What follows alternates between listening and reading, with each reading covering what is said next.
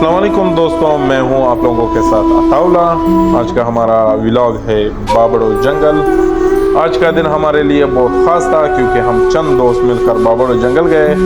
वहां की कुदरती माहौल, सब्ज़ दरख्त, खुली हवा और जंगल का सुकून देखकर दिल खुश हो गया। हमने वहां बैठकर कढ़ाई बनाई, ताश खेला, दोस्तों के साथ मज़े लिए, खूबसूरत तस्वीरें और वीडियोस भी बनाए और पूरा दिन को एक यादगार बना लिया।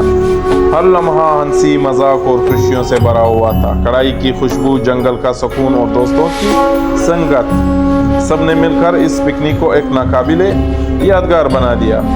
इस व्लॉग में मैं आपको हमारे तमाम दिलचस्प झलकियाँ, ताश की बाजी और कढ़ाई का जायका नज़र आएगा।